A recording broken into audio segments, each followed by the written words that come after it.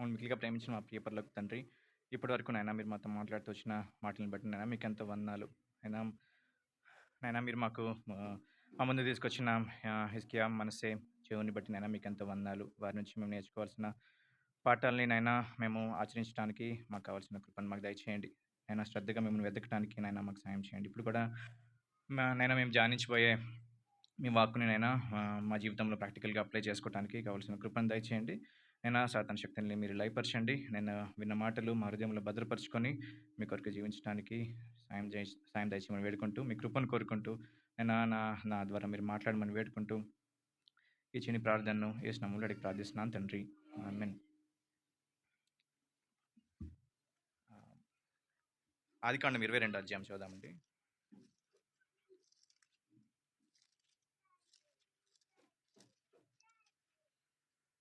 22 అధ్యాయం మొదటి వచనం నుంచి 12వ వచనం వరకు మార్చి చదువుదాము. నేను మొదటి వచనం చదువుతాను. ఆ సంగతులు జరిగిన తరువాత దేవుడు అబ్రహామును పరిశోధించెను. ఎట్లనగా ఆయన అబ్రహామా అని పిలువగా అతడు చిత్తము ప్రభువా అనెను.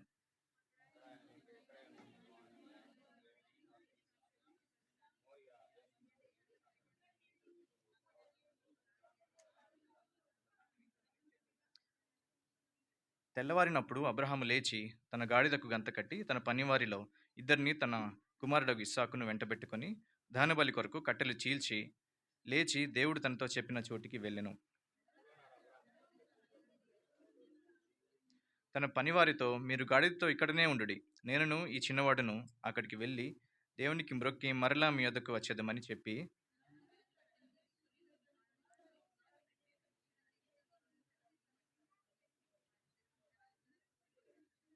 ఇస్సాకు తన తండ్రి అయిన అబ్రహాముతో నా తండ్రి అని పిలిచాను. అందుకతడు ఏమి నా కుమారుడా అనెను. అప్పుడు అతడు నిప్పును కట్టెలను ఉన్నవి గాని దహనబలికి గొర్రెపిల్ల ఏది అని అడగగా,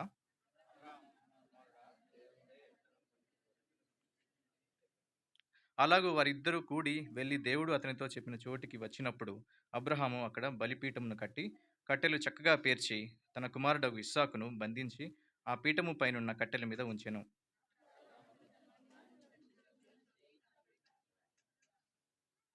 యెహోవా దూత పరలోకం నుండి అబ్రహామా అబ్రహామా అని అతని పిలిచెను. అందుకతడు చిత్తము ప్రవ్వా అనెను.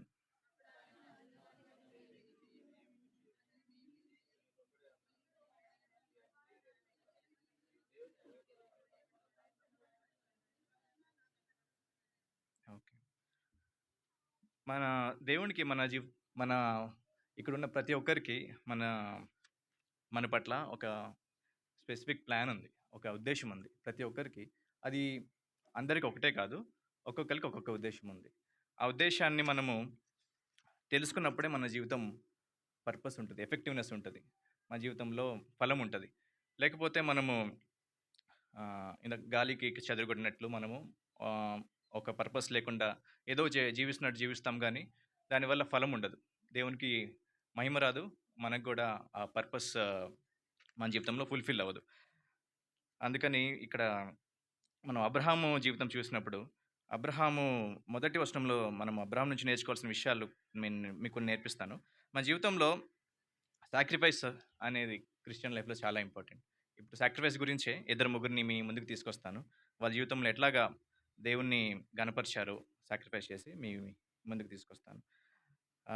మనము ఫస్ట్ వర్స్‌లోనే మొదటి వచనంలో చూస్తే దేవుడు ఆ సంగతులు జరిగిన తరువాత అబ్రహాముని పరిశోధించెను అని రాసుంది. పరిశోధన అంటే టెస్టింగ్. పరిశోధన దేవుడు మనకి అందరికీ ఏదో ఒక టైంలో పంపిస్తూనే ఉంటాడు. రకరకాలుగా దేవుడు శోధిస్తా ఉంటాడు. ఆహ్, టెంప్టేషన్ అనేది సాతాను నుంచొస్తది. సాతాను శోధిస్తాడు గానీ, దేవుడేమో పరిశోధిస్తాడు. పరిశోధన ఎందుకంటే మన మంచి కొరకే. మనము ఆ పరిశోధన నెగ్గి దేవునిలో ఇంకా ఎదుగుతూ ఉండాలని జెప్పేసి దేవుడు మనకి టెస్ట్ పెడుతూ ఉంటాడు. ఎలాగైతే మనము చిన్నప్పుడు స్కూల్‌లో ఎగ్జామ్స్ రాసి నెక్స్ట్ గ్రేడ్‌కెళ్తామో, అలాగే దేవుడు పరిశోధన పెట్టిన ప్రతిసారి మనం దానిలో ఉత్తీర్ణులైనప్పుడు దేవుడు నెక్స్ట్ స్టేజ్‌కి మనల్ని తీసుకెళ్తాడు ఆత్మీయంగా. అలాగే మన జీవితంలో ఇందాక కూడా మనము వాక్యం సెకండ్ వర్తమానంలో గూడా మనకొచ్చే శ్రమలొచ్చినప్పుడు మనము అనుకుంటా ఉంటాం. నాకే ఎందుకొచ్చినియి? నాకే ఎందుకు ఈ ఆహ్, కష్టము? మిగతా వాళ్ళందరూ మంచిగున్నారని చెప్పి చాలా అనుకుంటాం. కానీ ఆ శ్రమలు మన మంచి కొరకే దేవుడు అనుమతిస్తాడని మనం ఎప్పుడు గుర్తుపెట్టుకోవాలి. సో, ఇప్పుడు కూడా మనం అబ్రాహాం జీవితంలో చూసినప్పుడు శ్రమ మామూలు శ్రమ గాదు. చిన్న శ్రమ గాదు. తనకొచ్చిన టెస్టింగ్ వచ్చేసి కొంచెం చాలా కష్టమైన టెస్ట్ అని చెప్పాలి. ఎందుకంటే తన ఒక్కగానొక్క కుమారుడు. వాగ్దాన కుమారుడు. చాలా కాలం తర్వాత పుట్టిన కుమారుడిని దేవుడు ఆహ్, బలియమని చెప్పి కోరుకున్నప్పుడు ఇవ్వటానికి మనకి చాలా ధైర్యం కావాలి. చాలా విశ్వాసం కావాలి. సో, మనము అబ్రాహాం జీవితంలో చూస్తే 12వ అధ్యాయం నుంచి తన లైఫ్ దేవుని వైపు తిరుగుతూ వస్తది. 12వ అధ్యాయంలో ఆహ్, ఊ ఊ ఆ దేశం నుంచి వచ్చేసి దేవుడు చెప్పిన కనాన్ దేశం వైపుకి యాత్రికుని వలె వస్తా ఉంటాడు.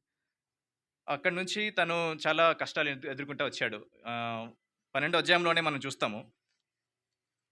ఆహ్, ఫెమైన్ ఆహ్, కరువొచ్చినప్పుడు ఐగుప్తు దేశానికి వెళ్ళిపోతాడు. అక్కడ శారాని తన చెల్లి అని చెప్తాడు. అప్పుడు ఆహ్, అట్లాంటి చాలా టెస్ట్ ద్వారా చాలా పరీక్షలు ఎదుర్కొని తన విశ్వాసాన్ని బలపరుచుకుంటూ వచ్చాడు. దేవుని మీద ఆధారపడటం నేర్చుకుంటూ వచ్చాడు. విధేయత చూపించడం నేర్చుకుంటూ వచ్చాడు. అది ఈ 22nd చాప్టర్ 22వ అధ్యాయం వచ్చేసరికి ఆహ్, టెస్టింగ్ ట్రైనింగ్ అదంతా మనము దాని రిజల్ట్ ఇక్కడ చూడొచ్చు. దేవుడు ఏమని చెప్తాడంటే నువ్వు ఆహ్, పిలిచినప్పుడు రెండవ వచనంలో చూస్తే ఆహ్, ఒకటో వచనం చివరిలోనే ఎట్లుండగా ఆయన అబ్రహామా అని పిలువగా అతడు చిత్తము ప్రభువా అన్నాడు. అంటే దేవుడు పిలిచిన వెంటనే రెస్పాండ్ అవుతున్నాడు. మామూలుగా మనం ఏం చేస్తామంటే అసలు దేవుని మాట విని కూడా మనలో చాలా మందికి చాలా నెలలు, సంవత్సరాలు అయిపోయి ఉండొచ్చు. ఆయన ఆయన మాటలు మనం వినాలంటే ఇందాక మనం మాట్లాడుకున్నట్లు మనలో గర్వం ఉండకూడదు. మనము దుమ్ము, ధూళి అని మనం తెలుసుకోవాలి. చాలామంది మనము ఏదో అనుకుంటాం గానీ, మన ఒ ఒరిజినల్ సిట్యుయేషన్ ఏంటంటే, మనం ఆవిరి వంటి వాళ్ళం. దుమ్ము, ధూళి వంటి వాళ్ళం. అయినా కూడా దేవుడు మనల్ని ఇంతగా హెచ్చించి మహింపరిచాడు అని ఆరాధనలో వర్తమానంలో వింటూ వచ్చాం. ఆహ్, మనకి అది అర్థమైనప్పుడు మనలో ఆ తగ్గింపు వచ్చేస్తది. అదే తగ్గింపు మనం అబ్రహాంలో చూస్తాము. అందుకే అన్నాడు తను చిత్తం ప్రభువా అని. ప్రభువా అని పిలవటం అంటే, ప్రభువు అంటే ప్రభువు మన జీవితంలో అందరికీ అన్నిటికన్నా ఆయనే ఎక్కువన్నట్లు. ఆయనే పైనున్నవాడు. ఆయన ఏం చెప్తే నేను అది చేస్తాను అన్నట్లు దాని అర్థమొస్తది ప్రభువా అంటాం. దాని తర్వాత మనం మెల్లగా చూస్తూ వస్తే మిగతా వచనాల్లో గూడా ఆహ్, దహనబలికి అర్పించమని చెప్పినప్పుడు తెల్లవారే లేస్తా ఉంటాడు. ఆయన చెప్పిన వెంటనే కొన్ని రోజులేమి గ్యాప్ ఇవ్వలేదు. తర్వాత చూస్తానులే ప్రభువా అనేమనకుండా వెంటనే తెల్లవారి నెక్స్ట్ డే ఎర్లీ మార్నింగే లేచేసి ఎంత త్వరగా నేను దేవుడు చెప్పిన మాటని ఒబే చేయాలి అనే హృదయం మనం చూస్తాం దీంట్లో. లేట్ చేయను నేను. వెంటనే తెల్లవారుజామునే లేచేసి ఆహ్, పనివారులిద్దరిని తీసుకొని ఆహ్, ఇస్సాకుని తీసుకొని దహనబలి కొరకు కట్టెలు తనే కొట్టాడంట. దహనబలి కొరకు కట్టెలు చీల్చి మూడో వచనంలో చూస్తాం. కట్టెలు చీల్చి దేవుడు తనతో చెప్పిన చోటికి వెళ్ళాను. అట్లాగా వెళ్తూ దారిలో ఉన్నప్పుడు తనకి ఆలోచన వస్తూ ఉంటది. ఆహ్, ఎలాగా మాకు బాగా ఇష్టమైన కుమారుడిని నేను అప్పగించాలి అనే ఆ బాధ అంతా ఉన్న కూడా వాటిని జయించుకుంటూ హృదయంలో లేదు నేను దేవునికి అప్పగించుకోవాలి. దేవుడు నన్ను అడిగాడు. దేవునికి నేను విధేయత చూపించాలి అనే అదే ఎక్కువ డామినేట్ చేసింది. తనకి వస్తున్న ఆ శోధనని మెల్లమెల్లగా జయిస్తూనే వచ్చాడు. లోకంలో మనకి ఇష్టమైన వాటిని వదులుకోవడానికి ఇష్టపడం. మనము వాటిని అది మాత్రం నేనివ్వను దేవా నీకు. మిగతావన్నీ పర్లేదు గానీ, కొన్ని మన జీవితంలో అట్లాగే గట్టిగా పట్టుకొనుంటాం. వీటిని మాత్రం నేను కొంత నా దగ్గరే ఉంచుకుంటాను, మీకు అప్పగించుకోను అని మనం పూర్తిగా సమర్పించుకోము దేవునికి. కొన్నిట్లోనే దేవుడు సాతాను మనల్ని శోధిస్తా ఉంటాడు.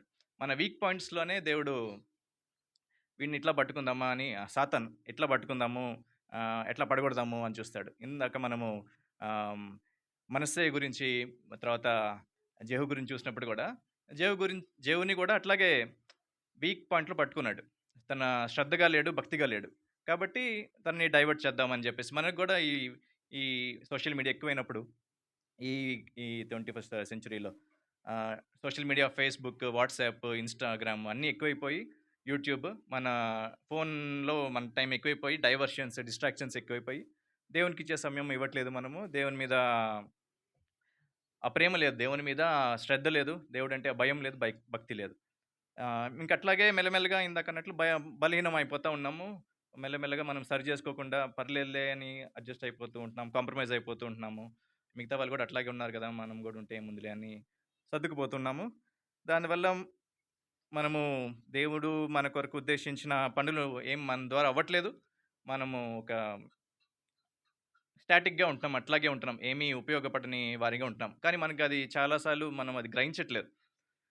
పర్లేదులే నడుస్తుందిలే బండి అన్నట్లు ఉంటున్నాం గానీ, దేవుడు నా కొరకు ఏంటి గొప్ప గొప్ప ఉద్దేశాలు ఆయన తన తను నా కొరకు గొప్ప ఉద్దేశాలను కలిగున్నాడు.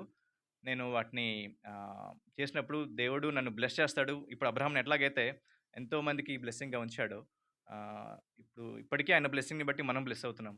అలాగా మనల్ని కూడా బ్లెస్ చేయటానికి దేవుడు విల్లింగ్‌గా ఉన్నాడు గానీ, మనము కొన్ని కొన్ని వాటిని గట్టిగా పట్టేసుకుంటున్నాము. సమర్పించుకోవట్లేదు. అవి కంఫర్ట్ అవ్వచ్చు. ఈ లోకంలో మనకి ముఖ్యంగా వచ్చే ఎనిమీ ఏంటంటే వరల్డ్. శరీరాశ, నేత్రాశ, జీవపు ఇవే రకరకాలుగా మనకి ఒక్కొక్కళ్ళని ఒక్కొక్కర విధంగా గట్టిగా పట్టుకోవడానికి ప్రయత్నిస్తా ఉంటాయి. అవి మనకే తెలుసు. ఆహ్, ఎవరిని ఏది పట్టుకుంటుందో మనకే మనమే తెలుసుకుంటాము. ఎందుకంటే అదే విషయంలో పదే పదే పడిపోతా ఉంటాం. ఆ విషయాన్ని మనము గ్రహించినప్పుడు దేవుని దగ్గరికి తీసుకొచ్చేసేయాలి. తగ్గించుకొని ఆహ్, మొరపెట్టాలి. ప్రార్థనలో ఎక్కువ గడపాలి, మొరపెట్టాలి. ఆహ్, దేవునికి మన బలహీనతను చెప్పాలి. ఇట్లాగ నేను పడిపోతున్నాను ఈ విషయంలో. నేను దీన్ని విడవలేకపోతున్నాను. నాకు సాయం చేయి ప్రభువా! అంటే దేవుడు ఖచ్చితంగా కృపను దయచేసే దేవుడుగా ఉన్నారు. తర్వాత మనము నెక్స్ట్ చదువుకుంటూ ఎళ్తే 22 అధ్యాయం నెక్స్ట్ వచనాల్లో ఆహ్ కట్టెలు వచ్చేసి ఇస్సాకే తన మీద యేసుకొనెళ్ళాడు.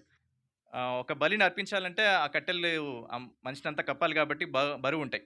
ఇప్పుడు ఇస్సాకు ఇక్కడ మనము చదివిన దాంట్లో చిన్నవాడని ఉంటది గానీ, ఆహ్, దీని గురించి చదివితే ఆ కట్టెలు మోయాలంటే చిన్నవాడు మోయలేడు. 12, 13 ఏళ్ల వాళ్ళు మోయలేడు. వాడు కొంచెం పెద్దవాడై ఉండాలి.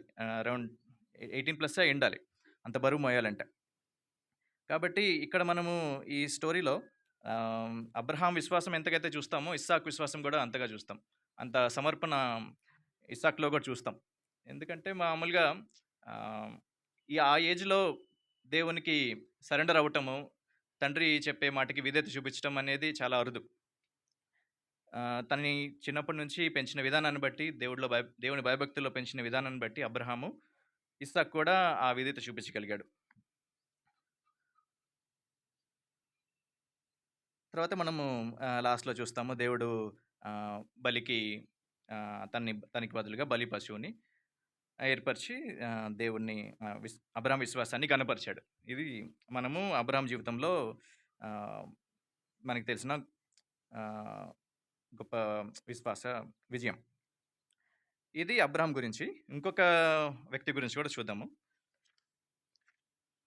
తను మత్తయి 13వ అధ్యాయము 44, 45 వచనాలు.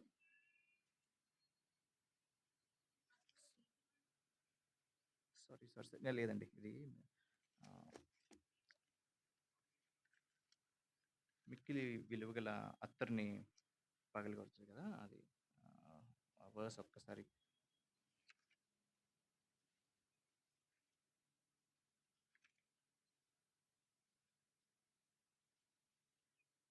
మత్తయి 26 అధ్యాయంలో అండి.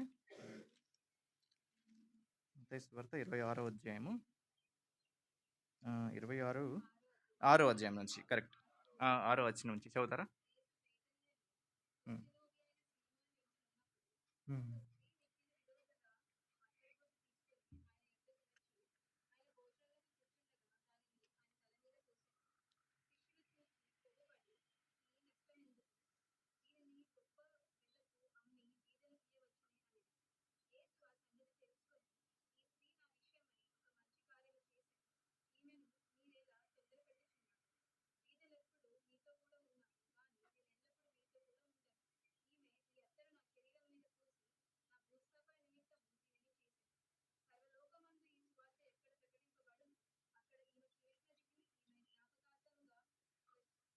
ప్రశంసింపబడునని.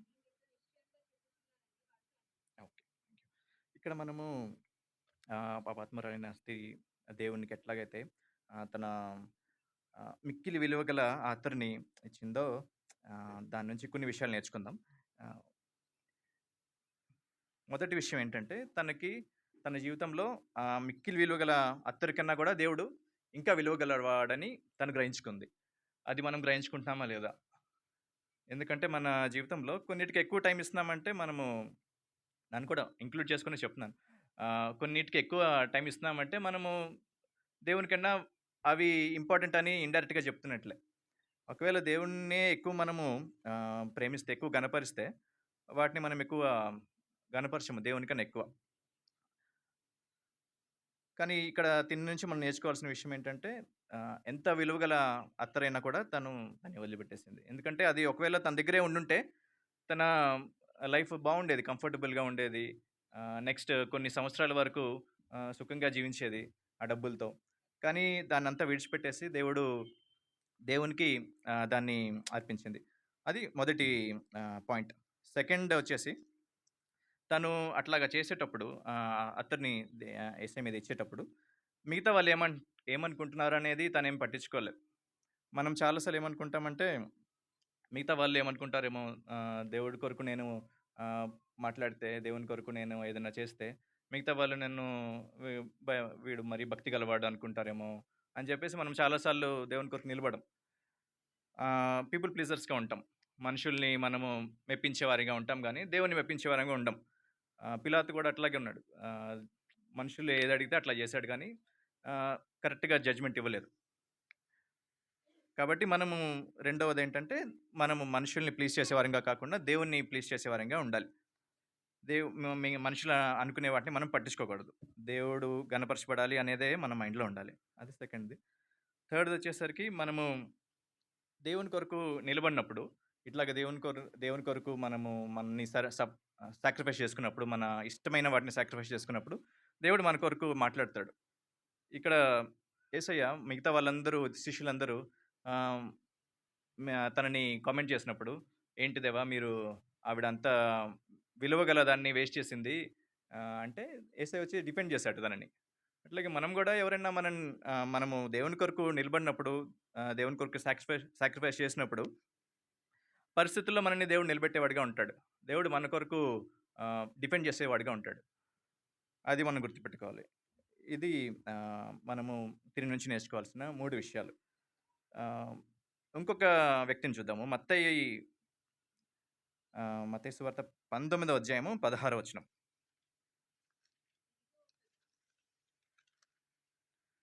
దీని నుంచి మనం నేర్చుకోకూడదు. జెహూ నుంచి ఎలాగైతే నేర్చుకోకూడదో, దీని నుంచి కూడా ఒకటి మనం నేర్చుకోకూడదు. ఆ! 16వ అధ్యాయం చదవండి. 19వ అధ్యాయం. యెస్. హ్మ్.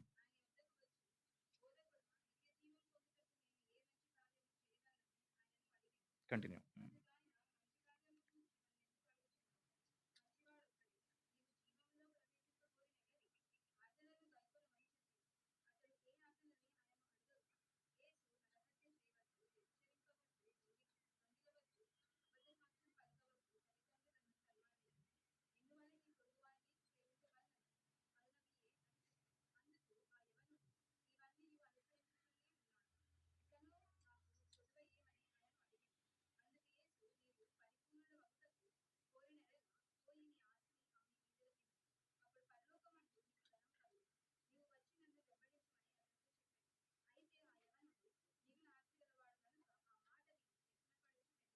చాలు.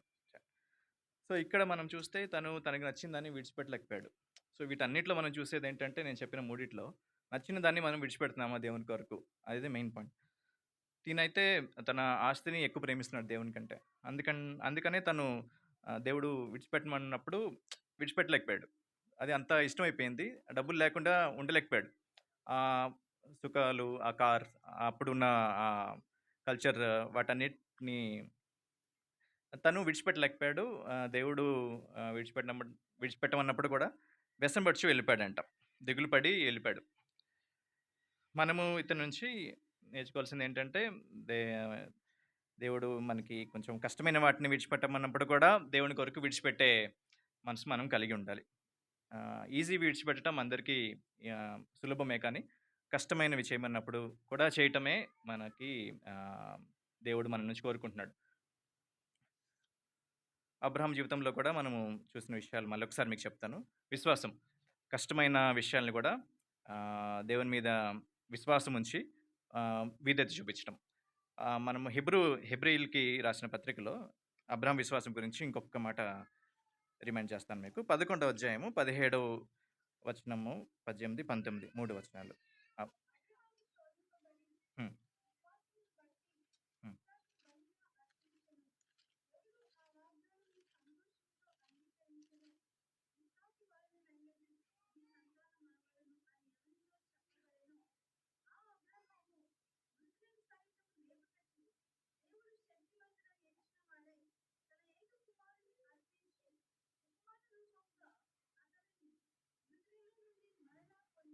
యెస్. సో, అబ్రాహాంకి ఎట్లాంటి విశ్వాసం ఉందంటే, ఒకవేళ ఇస్సాకు చనిపోయినా కూడా, చనిపోయిన వాడిని లేపే శక్తిగల దేవుడున్నాడు. ఎందుకంటే తనకి వాగ్దానం ఇచ్చాడు. ఇస్సాకు ద్వారానే సంతానం వస్తుందని వాగ్దానం ఇచ్చాడు. కాబట్టి ఎట్లాగైనా ఇస్సాకు బతికే ఉంటాడు అనే ఆ ఫెయిత్ ఉంది తనకి. కాబట్టి దేవుడు అడిగినా కూడా దేవుడు ఏదైనా చేయగలడు అనే విశ్వాసం కలిగి ఉన్నాడు. అట్లాంటి విశ్వాసమే మనం కూడా కలిగి ఉండాలి. శ్రమలొచ్చినప్పుడు, శ్రమలొచ్చినప్పుడు కష్టమైన వాటిని దేవుడు విడిచిపెట్టమని అడిగినప్పుడు, మనం ఎట్లాంటి విశ్వాసం కలిగి ఉండాలంటే, దేవుడు ఇది విడిచిపెట్టమన్నా కూడా దానికి రెట్టింపు ఆశీర్వాదాన్ని దేవుడు మనకిస్తాడు అనే విశ్వాసాన్ని మనం కలిగి ఉండాలి. ఇది మనము మత్తయి 13వ అధ్యాయంలోనే 19, 29లో చూస్తాం. మత్తయి సువార్త 19, 29.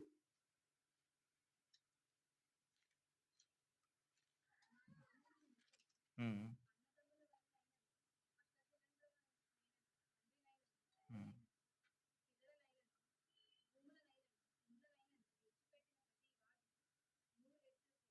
హ్మ్. చాలు. కాబట్టి ఇక్కడ దేవుడు ఇచ్చే వాగ్దానం ఇది. దేవుని కొరకు విడిచిపెట్టిందేది వేస్ట్ అయిపోదు. దేవుడు దానికి రెట్టింపు ఇచ్చేవానిగా ఉన్నారు. దేవుడు గూడా ఇమ్మన్నప్పుడు అది మన మంచి కొరకే. మన జీవితంలో ఆయన సుప్రీంగా ఉండాలని, ప్రథమంగా ఉండాలని కోరుకుంటున్నాడు.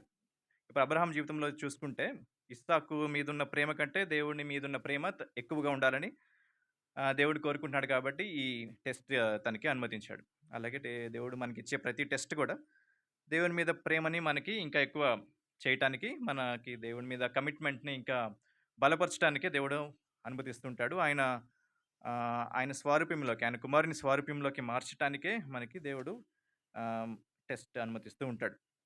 మనము యాకోబులో గూడా, యాకోబు 1వ అధ్యాయంలో గూడా ఇదే చదువుతాం. శ్రమలు వచ్చినప్పుడు శ్రమలు మనకి ఏమేమి నేర్పిస్తాయో ఒక్కసారి నేను చదువుతాను మీకు.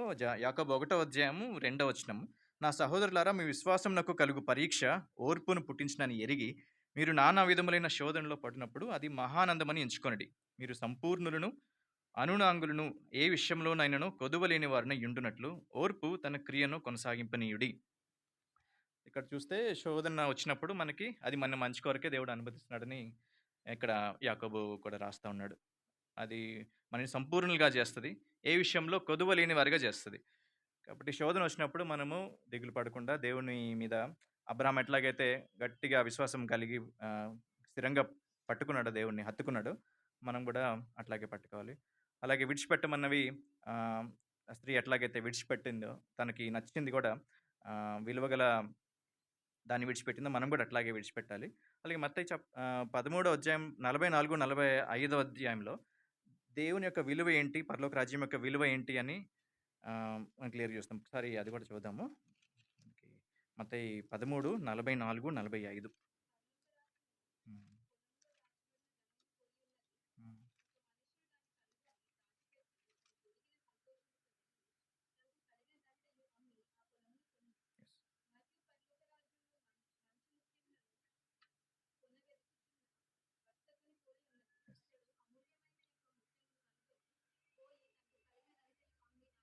హ్మ్.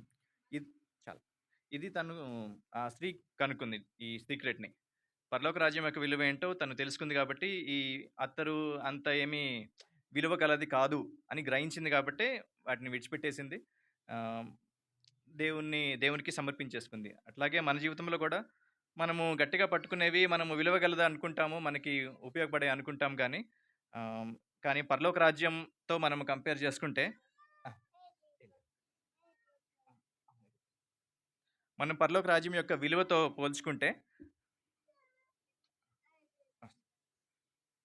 పరలోక రాజ్యం యొక్క విలువతో మనం దాన్ని పోల్చుకుంటే అది ఏమాత్రము కంపేర్ చేసే విధంగా ఉండదు. ఆహ్, అది మనము పరలోక రాజ్యం యొక్క విలువ గురించి తెలుసుకోవాల్సిన ఇంకొక విషయం. తర్వాత ఆహ్, మత్తయి 16:25 గూడా ఒక్కసారి చూద్దాము. 16:25. హ్మ్. హ్మ్. రైట్. సో, మనము ఆహ్, మన జీవితంలో మనము కంప్లీట్‌గా దేవునికి సరెండర్ చేసుకున్నప్పుడు, ఏది నాది కాదు అని, దేవుడే ఫస్ట్ ఇంపార్టెంట్ నాకు అని అన్నిటిని విడిచిపెట్టినప్పుడు, మనము పోగొట్టుకున్నవి కూడా దేవుడు ఆహ్, వాటిని మనకిచ్చే దేవుడిగా ఉన్నాడు. మనము దేన్నైతే గట్టిగా పట్టుకుంటామో, ఇది నా జీవితం నా కంట్రోల్‌లో ఉండాలి అని మనము అనుకున్నప్పుడు, మన జీవితాన్ని మనము బిల్డ్ చేసుకోలేము. ఆ లైఫ్ మనకి రాదు. మనము పోగొట్టుకున్నప్పుడు, దేవుని కొరకు పోగొట్టుకున్నప్పుడే, దేవుడు మనకి నిజమైన లైఫ్ ఇచ్చే దేవుడిగా ఉన్నాడు. ఈ లోకంలో ఉన్న వాటిని మనం విడిచిపెట్టినప్పుడే, నిజమైన వాటిని దేవుడిచ్చేవాడిగా ఉన్నారు. అది ఇక్కడ మనం చూస్తాము. తర్వాత ఆహ్, వీట్ గ్రెయిన్ గురించి కూడా చూద్దాం. యోహాను 12:24. మనం ముగించుకుందాం ఇంకొక 2 నిమిషాల్లో. హ్మ్. అదే. సో, మనం గోధుమ గింజ ఎట్లాగైతే ఆహ్, భూమిలో పడినప్పుడే, భూమిలో పడి ఆహ్, మట్టి కిందకెళ్ళినప్పుడే అది ఫలించి ఎట్లాగైతే పెద్ద చెట్టవుతదో, అలాగే మనం గూడా మనల్ని ఆహ్, సరెండర్ చేసుకొని దేవునికి అప్పగించుకున్నప్పుడు దాని ఫలం మరి ఎక్కువగా ఉండే విధంగా ఉంటుంది. దేవుడు గూడా ఈ లోకంలోకొచ్చినప్పుడు నేను నా చిత్తాన్ని చేయటానికి రాలేదు. దేవుని చిత్తాన్ని చేయటానికే వచ్చాను. తండ్రి చిత్తాన్ని చేయడానికే వచ్చానని మనకి యోహాను 6:38లో కూడా చెప్పడం చూస్తాం కాబట్టి, వీటన్నిటిని మనము ఒకసారి ఆహ్, మెడిటేట్ చేసుకొని దేవుని కొరకు మనకి ఏది అడ్డుపడుతుంది? దేవునికి కంప్లీట్‌గా సరెండర్ చేసుకోకుండా సాక్రిఫైస్ ఆహ్, ఆహ్, ఏది ఏదన్నా మనం ఆపేస్తున్నామా ఇవ్వకుండా దేవునికి? దేన్నన్నా గట్టిగా పట్టుకుంటున్నామా? అనేది చెక్ చేసుకుందాం అందరం. ఆహ్, కంప్లీట్‌గా సరెండర్ చేసుకున్నప్పుడు దేవుడు మన జీవితాన్ని అబ్రాహాం జీవితాన్ని ఎట్లాగైతే ఆశీర్వదించాడో మన జీవితాన్ని కూడా ఆశీర్వదించడానికి తను ఎదురు చూస్తా ఉన్నాడు. ఆహ్, కాబట్టి ఈ చిన్న వాక్యాన్ని ఆహ్, గుర్తుపెట్టుకొని ధ్యానిస్తూ ఆహ్, ఉంటే దేవుడు ఖచ్చితంగా ఈ వాక్యాన్ని మన ప్రాక్టికల్ లైఫ్‌లో కూడా బ్లెస్ చేసేవానిగా ఉన్నారు.